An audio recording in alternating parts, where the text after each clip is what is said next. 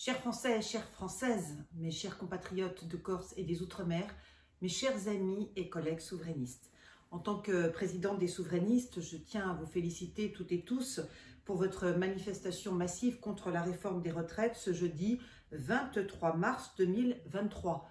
Nous étions plus d'1 million dans la rue, dans toute la France, ensemble et unis derrière le front intersyndical, et je dis à toutes et à tous bravo. J'ai défilé moi aussi ce 23 mars parce que je souhaite, comme vous le savez toutes et tous, le retrait de cette réforme des retraites, même si elle a été votée, parce qu'elle est injuste, parce qu'elle est inutile, parce qu'elle est scélérate et qu'elle a été pensée, il faut le redire, uniquement pour satisfaire les fonds de pension américains, mais surtout parce que j'ai défilé, parce que je souhaite ardemment la démission urgente de Madame Borne, Première ministre. Madame Borne vient de fêter ses 10 mois de gouvernance et elle a utilisé 11 fois le 49.3 dans un mépris total du Parlement français et dans un déni flagrant de démocratie. Elle doit donc démissionner urgemment. Elle est assise sur un strapontin et elle a failli être limogée à 9 voix près lors du vote de la motion de censure transpartisane présentée par le groupe Lyot, le plus petit groupe de l'Assemblée nationale, mais je trouve le plus courageux et le plus volontariste. Madame Borne a perdu donc toute crédibilité, toute légitimité et globalement, elle a perdu la confiance du Parlement et de ses alliés. Elle est responsable d'une dette, d'une fiscalité et d'un déficit record. La survie de son gouvernement ne tient donc qu'à un fil et nous souhaitons toutes et tous, en tout cas nous les souverainistes, qu'elle s'en aille au plus vite. Et à cause d'elle, à cause de sa réforme des retraites inique, le pays s'enfonce dans le chaos, dans la violence et dans le désordre. La Macronie est à bout de souffle, la Constitution est bafouée et le gouvernement est totalement discrédité, voire désavoué. Même l'intervention du président Macron, le 22 mars à 13 h, que j'ai écouté avec attention, avec beaucoup de soin, a exacerbé les tensions au lieu de les apaiser. J'ignore qui sont ses conseillers, mais je considère qu'ils sont totalement nuls, voire incompétents. Rien dans ce discours attendu n'a été dit sur l'immigration, sur la fraude sociale, sur la natalité, sur la démocratie, sur l'inflation spéculative, sur le pouvoir d'achat des Français. Par ailleurs, était-il nécessaire qu'Emmanuel Macron affiche ostensiblement une belle montre d'une valeur de 80 000 €, c'est ce qui a été dit sur les réseaux sociaux, tout en affirmant sa volonté de faire la chasse au RSA, aux bénéficiaires du RSA, qui sont souvent les plus fragiles et les plus vulnérables d'entre nous. Ceci est une provocation et je dirais qui sème le vent récolte la tempête. Qui pour remplacer Madame Borne si elle démissionne? Eh bien, à part moi, la présidente des souverainistes, je ne vois strictement personne. Depuis le 13 février 2023, le président Macron a sur son bureau élyséen ma lettre de candidature pour remplacer Madame Borne au pied levé, parce que je me doutais bien que Madame Borne, qui n'a aucune majorité à l'Assemblée nationale, tant les frondeurs sont nombreux, même au sein du parti Renaissance, utiliserait à nouveau le 49.3 pour faire passer en force sa réforme des retraites qu'une majorité de la population rejette. Je suis, je dirais, la seule personnalité politique parmi tous les chefs de parti à pouvoir amener au plus vite la paix civile, l'autorité de l'État, le retour de la prospérité et surtout le crédit international de la France qui est fortement entamé. Je suis aussi la seule personnalité politique à avoir la solution pour mettre fin à l'inflation spéculative qui nous ruine et qui nous mine par un blocage temporaire des prix, oui c'est ce que je préconise, et surtout par une loi anti-inflation emblématique.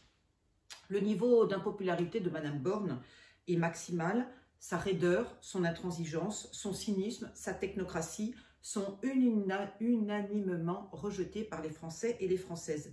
Sa réforme des retraites est par ailleurs anticonstitutionnelle puisqu'elle excède l'objet même de la loi de financement de la sécurité sociale qu'elle a utilisée et par ailleurs le vote a été ostensiblement contraint au Sénat.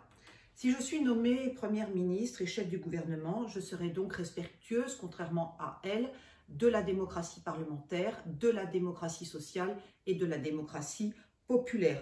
J'ai manifesté 9 fois avec des millions de Français et de Françaises à l'appel de l'intersyndicale contre cette réforme des retraites, et l'intersyndicale, dans son ensemble, peut me faire confiance pour être toujours à son écoute. La réforme des retraites n'est pas du tout ma priorité. Cette réforme peut attendre car, globalement, les caisses de retraite françaises sont bénéficiaires. Je me suis d'ailleurs engagée publiquement et solennellement à nommer, si je suis moi-même nommée Première ministre et chef du gouvernement, à nommer en tant que ministre des Solidarités, oui j'aime énormément ce mot, un des leaders syndicaux parmi les 13 qui forment l'intersyndicale. Je trouve que c'est un geste d'apaisement que l'intersyndicale, je crois, saura apprécier. J'en suis persuadée. Ma priorité, c'est la révision de notre Constitution pour sortir de la tyrannie inique de Madame Borne qui a piétiné depuis sa nomination notre démocratie en enchaînant les recours injustifiés au 49.3. Voilà la mère des réformes, la révision constitutionnelle. Ma seconde priorité, c'est d'abolir la République judéo-maçonnique qui nous gouverne depuis 2017 au profit d'une authentique démocratie chrétienne qui sera respectueuse de l'article 2 de notre Constitution française, à savoir le gouvernement du peuple, par le peuple et pour le peuple. Car nous ne vivons pas seulement une crise sociale, mais nous vivons surtout une grave crise politique et je dirais même une grave crise de régime. Et cette crise de régime ne peut avoir d'autre issue que politique, avec une révision de la Constitution et un changement de Premier ministre. Et la solution, ce n'est surtout pas la 6e République trotskiste de M. Mélenchon, qui doit prendre urgemment sa retraite politique et médiatique. La solution, pour sortir de cette crise politique, de cette crise de régime, c'est de revenir à la Constitution gaulliste de 1958 et de lui apporter quelques modifications mineures. Le mot « République » doit définitivement disparaître de la Constitution au profit du beau mot de France. Voilà ma première préconisation. La mention RF, République française, affichée sur tous les bâtiments publics, doit disparaître au profit de la seule et unique mention NF, Nation française. Voilà ma seconde préconisation. C'est à une véritable révolution constitutionnelle et politique que j'appelle les Français, que j'invite les Français et les Françaises pour sortir du bourbier où nous entraîne le bornisme, honni, méprisant, orgueilleux et tyrannique. Si je suis nommée Première ministre dans les jours qui viennent, car tel est mon vœu et telle est mon ambition, eh bien, je proposerai au président de la République, Emmanuel Macron, que cette révision constitutionnelle soit votée dès le mois de juin par l'ensemble du Parlement français réuni en congrès à Versailles. Tout doit être fait, selon moi, avant le 14 juillet, notre fête nationale. Mon projet constitutionnel est formé de 16 chapitres et de 90 articles. Il reprend 85% des articles de la Constitution de 1958. Le chapitre 13 est entièrement dédié aux Outre-mer et ma future ministre des Outre-mer, ministre d'État, veillera à être une interlocutrice estimée, écoutée et respectée de nos chers élus ultramarins. Mon projet constitutionnel a été relu et amendé par le meilleur constitutionnaliste de France. Je dirais que c'est un joyau, c'est un bijou, c'est une merveille. Cette nouvelle constitution française pose les fondements d'une authentique démocratie chrétienne, respectueuse de la démocratie parlementaire, respectueuse de la démocratie sociale, respectueuse de la démocratie populaire. Quant à ma feuille de route gouvernementale, elle est prête. Elle comporte des lois à abroger d'urgence et des mesures à voter d'urgence. La liste des 30 ministres qui formeront mon futur gouvernement d'union nationale et paritaire, c'est-à-dire un gouvernement de coalition formé de 15 femmes et de 15 hommes, est sur le point d'être finalisée. Je laisserai le soin aux 11 groupes parlementaires présents à l'Assemblée nationale de me présenter un candidat ou une candidate idoine. Dans mon gouvernement d'union nationale et paritaire siégeront des parlementaires issus de la droite, de la gauche ou du centre, sous réserve bien sûr que ces parlementaires choisis et ces personnalités issues de la société civile soient baptisés, catholiques, mariés et hétérosexuels. Il n'y aura dans mon futur gouvernement souverainiste et chrétien ni LGBT, ni sioniste, ni franc-maçon. Voilà qui est dit. Alors je n'ai pas du tout l'intention de dissoudre les loges maçonniques, pour l'instant, car il y a au sein de ces loges françaises des personnes compétentes, intelligentes, brillantes, qui peuvent effectivement nous servir. Mais ce que je dis, c'est qu'aucun franc-maçon ne pourra accéder au gouvernement ou au Parlement, car pour les catholiques de France, la franc-maçonnerie s'apparente à une véritable secte, à une véritable hérésie. Il faut à cet effet lire la très belle encyclique du pape Léon XIII qui l'affirme résolument. Nous, les souverainistes, refusons catégoriquement toute dissolution de l'Assemblée nationale car il y a un risque que les extrêmes prennent le pouvoir. Nous souhaitons seulement la démission de Madame Borne, la sioniste, de Madame Borne, la technocrate, de Madame Borne, l'incompétente, et un nouveau gouvernement souverainiste dirigé par une autorité souveraine dans le respect du peuple souverain. Nous nous engageons dans notre grande mansuétude et pour ne pas déstabiliser les directeurs des administrations centrales pour lesquels nous avons le plus profond des respects, à garder les quelques catholiques du gouvernement de Madame Borne. Nous proposons à Emmanuel Macron une cohabitation respectueuse durant ce second quinquennat. Il restera macroniste, mais mon gouvernement, lui, sera entièrement souverainiste et chrétien. À lui de gérer, comme il le fait, les relations internationales de la France. À moi, si je suis nommée Première ministre et chef du gouvernement, de gérer les affaires intérieures de la France. Pour mettre en place cette authentique démocratie chrétienne que j'appelle de mes vœux, eh bien, nous, les souverainistes français, souhaitons que soit rajouté dans l'article 2 de la Constitution française que la nation française reconnaît que la religion catholique, apostolique et romaine est la religion de la majorité des citoyens français. Ce qui est véridique puisque nous sommes 44 millions de baptisés et de catholiques et que nous représentons, nous les catholiques de France, les forces vives de la nation française. Cette incise constitutionnelle, qui est une véritable innovation, n'obligera personne à se faire baptiser, n'obligera personne à devenir catholique, n'obligera personne à se rendre à la sainte messe dominicale. Elle n'instaure ni un concordat, ni une théocratie chrétienne, mais elle est seul moyen de faire respecter les points non négociables des catholiques de France, à savoir la protection de la vie à toutes les étapes, du premier moment de sa conception jusqu'à sa mort naturelle. La reconnaissance et la promotion de la structure naturelle de la famille, comme union entre un homme et une femme, la protection du droit des parents d'éduquer leurs enfants dans le respect de leurs valeurs chrétiennes. Ces principes ne sont pas des vérités de foi, mais constituent le socle des valeurs fondamentales de toute démocratie chrétienne. Cette démocratie chrétienne est le seul moyen de mettre fin aux abus et aux dérives des progressistes qui nous gouvernent depuis 2017, de rechristianiser la France à vitesse grand V, de stopper l'islamisation alarmante de nos banlieues et de nos villages, mais surtout de contrer le lobby sioniste qui est à la tête d'un très grand nombre de ministères stratégiques et d'institutions publiques. Rappelons les faits, juste les faits. Qui dirige le gouvernement? Une sioniste. Qui dirige l'Assemblée nationale? Une sioniste. Qui dirige le secrétariat général de l'Élysée? Un sioniste. Qui dirige le Conseil constitutionnel? Un sioniste. Qui dirige la Cour des comptes? Un sioniste. Qui dirige la commission des lois de l'Assemblée nationale? Un sioniste. Qui soutient et finance Zelensky? Le sioniste, le lobby sioniste. Qui dirige le groupe France-Ukraine à l'Assemblée nationale? Un sioniste. Qui dirige un très grand nombre d'institutions publiques et de ministères stratégiques? Le lobby sioniste. Qui possède la plupart des médias français? Le lobby sioniste. La France est donc dirigée depuis 2017 par le lobby sioniste qui s'est infiltré dans tous les strates de l'État français et à la tête du gouvernement pour le plus grand malheur du peuple français, fils aîné de l'Église catholique. Je souhaite donc y mettre fin et initier une révision constitutionnelle fondée sur 7 changements majeurs qui devra être voté par le Parlement français réuni en congrès à Versailles, et ce, j'espère, dès le mois de juin. C'est nous seuls les souverainistes que j'ai l'honneur de présider qui devons porter cette future révision constitutionnelle et stopper les abus et les dérives des progressistes et de ce gouvernement satanique qui veut faire entrer de force l'avortement et l'euthanasie dans la Constitution française en violation de l'article 66.1 de la Constitution française qui interdit la peine de mort et donc le suicide assisté. C'est la raison pour laquelle nous souhaitons prendre le leadership de ce gouvernement et rédiger ainsi l'article 66.1 de la Constitution, à savoir « La nation reconnaît le droit à la vie et la protège pleinement dans ses différentes phases.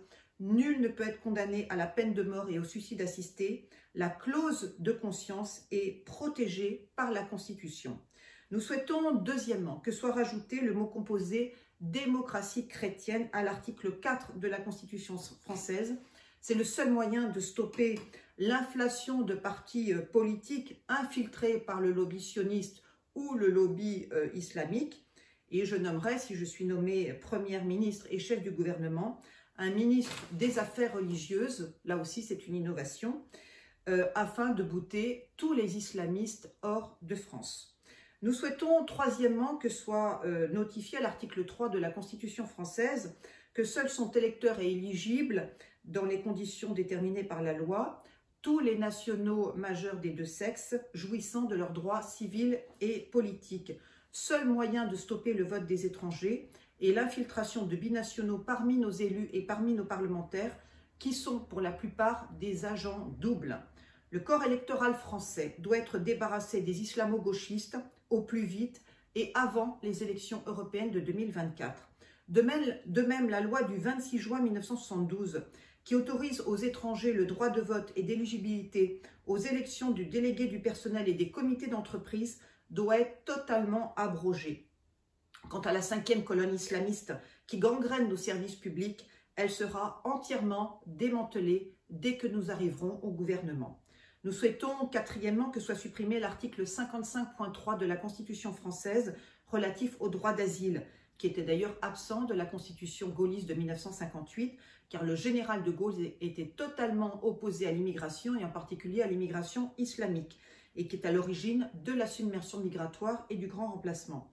La France n'est pas la France-Afrique, hein, il faut le répéter, et surtout la France n'est pas la poubelle du Maghreb. Est-il normal que la ville de Saint-Denis, berceau des rois de France, s'enorgueillisse d'avoir 130 nationalités au sein même de sa population? Saint-Denis, qui est d'ailleurs la ville la plus islamisée de France, est comme par hasard la ville où le taux de délinquance est le plus élevé de France.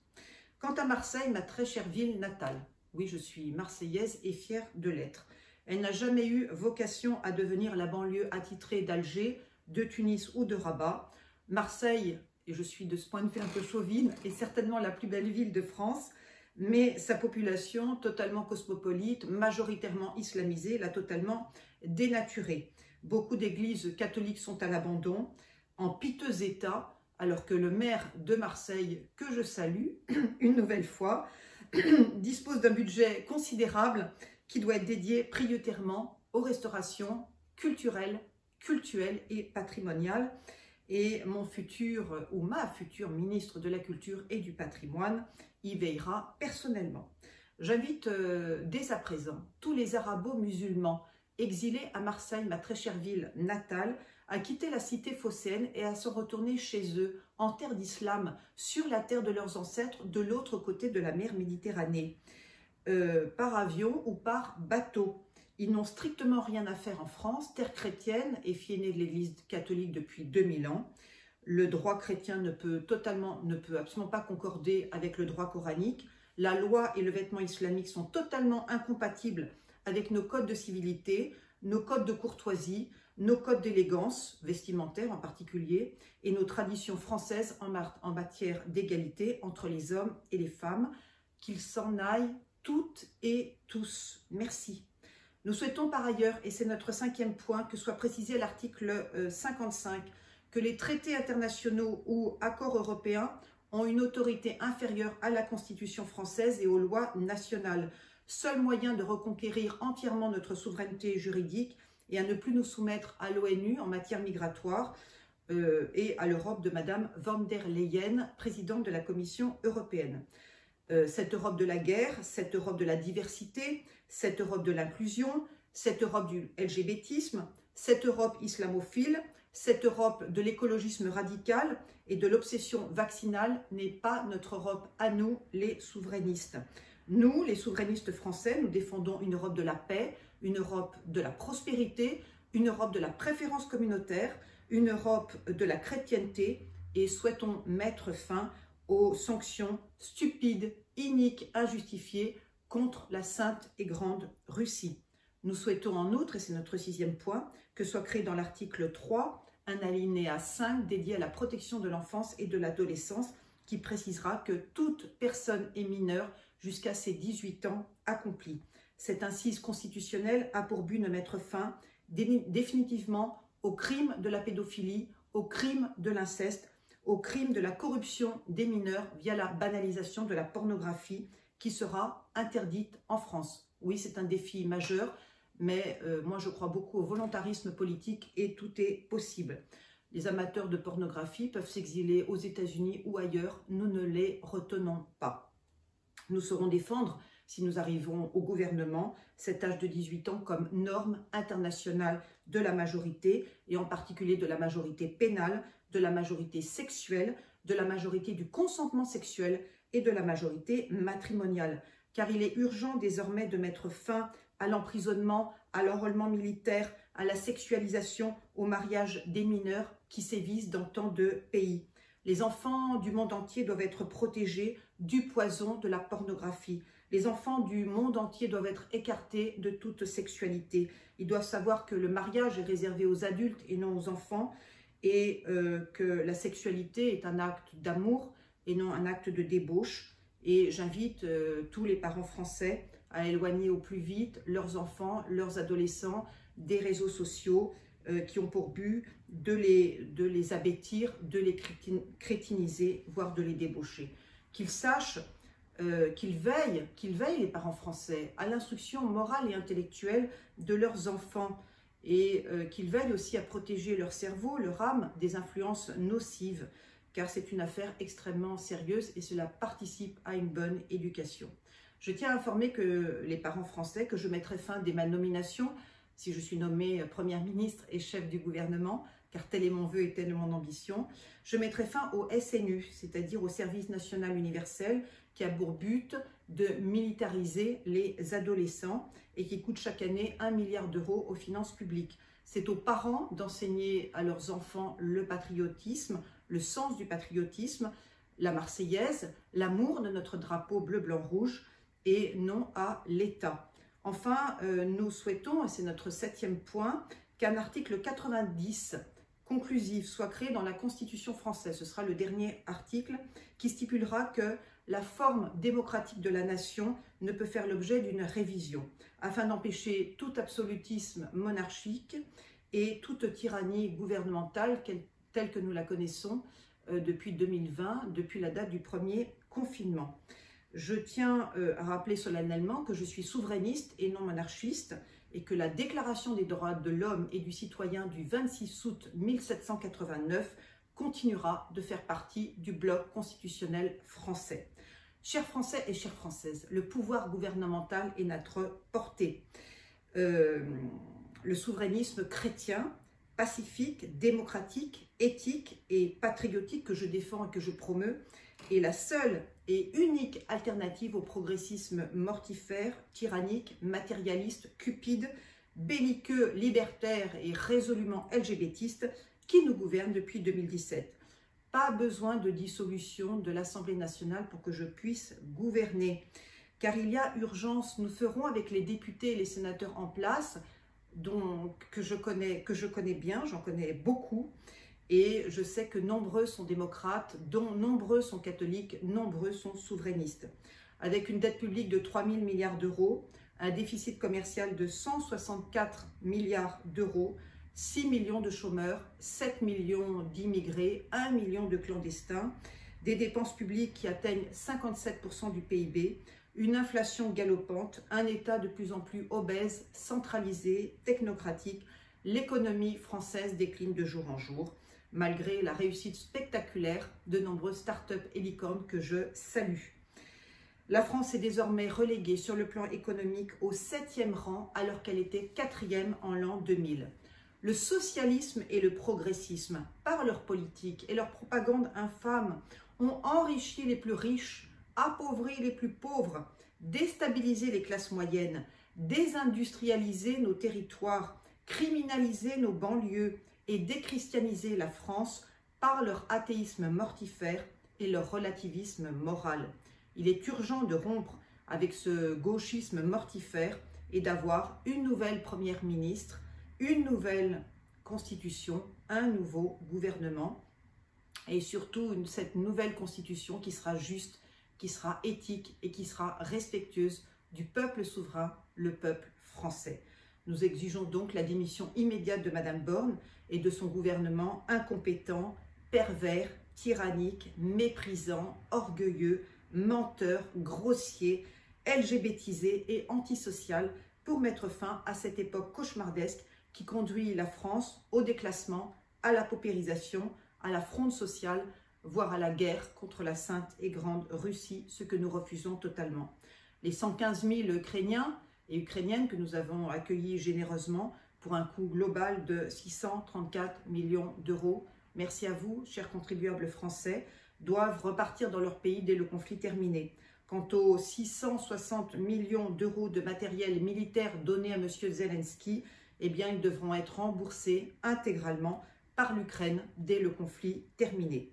Seul le parti des souverainistes que j'ai l'honneur de présider a toutes les solutions pour mettre fin, grâce à notre brillant corps diplomatique, au conflit entre la Russie et l'Ukraine, car nous soutenons résolument le plan de paix proposé par Vladimir Poutine, le président de la Fédération de la Russie, qui revendique à juste raison, légitimement, le Donbass et la Crimée, qui ont toujours été russophiles et russophones. Seul le parti des souverainistes que j'ai l'honneur de présider saura mettre fin à la crise civilisationnelle, identitaire, diplomatique, sécuritaire, éducative, culturelle, agricole, économique, sociale, morale et financière, et migratoire surtout, que nous affrontons depuis 2017.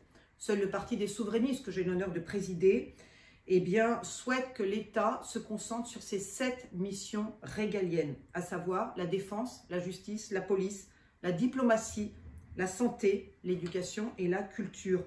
Et je souhaite aussi interdire aux administrations centrales le recours aux cabinets de conseil étrangers, en particulier américains, qui nous ruinent. Seul le parti des souverainistes que j'ai l'honneur de présider veut interdire les méga-bassines, généraliser les citernes agricoles capables de recueillir et de traiter les eaux de pluie, et puis démanteler les 9000 éoliennes qui défigurent nos paysages et nos rivages, et fermer aussi les usines à charbon qui sont extrêmement polluantes. La méga-bassine de Sainte-Soline, qui a été construite pour recueillir 628 000 mètres cubes d'eau, pompée au plus profond des nappes phréatiques, est un scandale écologique et environnementaliste. Je condamne fermement, bien sûr, les violences des zadistes de ce week-end, mais je soutiens résolument tous les opposants à ce projet coûteux, injustifié et pharaonique. Sachez que mon futur ministre de l'Environnement partage ma détestation des méga-bassines et des éoliennes qui seront désormais interdites en France. Seul le parti des souverainistes que j'ai l'honneur de présider veut le maintien des voitures thermiques. Nous n'allons pas briser, je dirais, l'industrie automobile française. Nous voulons aussi la suppression des ZFE, c'est-à-dire les zones à faible émission votées par les métropoles, et le 30 à l'heure imposé dans Paris, ce qui est une totale aberration. Mon futur ministre des Transports veillera personnellement à mettre en place une politique de mobilité intelligente. Seul le parti des souverainistes que j'ai l'honneur de présider veut revenir à 4 vaccins obligatoires pour l'entrée des enfants à l'école maternelle dès l'âge de 3 ans. Ces vaccins ne devront contenir aucune trace d'aluminium, et le garde-asile qui est interdit dans de nombreux pays sera aussi interdit en France. Ma ministre de la Santé, je sais déjà qui elle est, y veillera personnellement.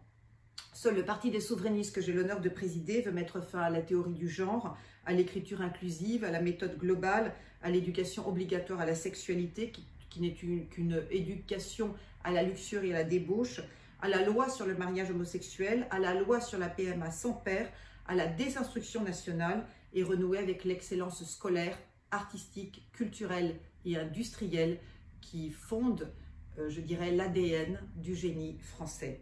Seul le parti des souverainistes que j'ai l'honneur de présider défend la généralisation de la TVA à 5% sur l'ensemble des produits et des services, le maintien des 35 heures hebdomadaires, auxquelles je suis très attachée, la suppression des charges sociales et patronales sur l'ensemble des salaires, seules la CSG et la CRDS seront maintenues, une retraite digne pour toutes et pour tous. Je suis bien sûr pour le maintien de l'âge légal de la retraite à 62 ans et à 60 ans pour les métiers à forte pénibilité, et la fin de l'immigration à la fois africaine et islamique, qu'elle soit familiale, professionnelle ou estudiantine. Si je suis nommée Première ministre, Mon futur ministre de l'Instruction publique, oui je préfère ce terme à ministre de l'Éducation nationale, veillera dès la rentrée prochaine à ce qu'aucun Africain, aucun arabo-musulman ne puisse s'inscrire dans nos établissements scolaires français, ni en maternelle, ni en primaire, ni au collège, ni au lycée, ni dans nos prépas, ni dans nos grandes écoles, ni même à l'université. Ils doivent tous repartir chez eux. La France n'a pas vocation à instruire et éduquer des millions d'Africains et d'Arabo-musulmans. La France a toujours été blanche et chrétienne. Elle est la fille aînée de l'Église catholique et elle refuse catégoriquement de devenir cette France africanisée, islamophile et je dirais multiculturelle que veulent nous imposer à marche forcée les progressistes. Seul le Parti des souverainistes que j'ai l'honneur de présider défend l'urgence d'un panier de 120 produits de première nécessité, alimentaires et hygiéniques, à moins de 2 €. Nous imposerons dès notre arrivée au gouvernement une loi anti-inflation aux distributeurs français pour que tout kilo de légumes ou de fruits soit inférieur ou égal à 2 €. Et bien sûr, nous stopperons l'inflation spéculative orchestrée par ce gouvernement plutocratique qui ne cesse d'enrichir ses meilleurs amis, les plus fortunés. Seul le Parti des souverainistes que j'ai l'honneur de présider défend une politique nataliste volontariste et milite pour que tout couple français ayant eu 5 enfants ou plus puisse être totalement exonéré d'impôts. Cette mesure fiscale ne concernera ni les étrangers, ni les pacsés, ni les familles monoparentales.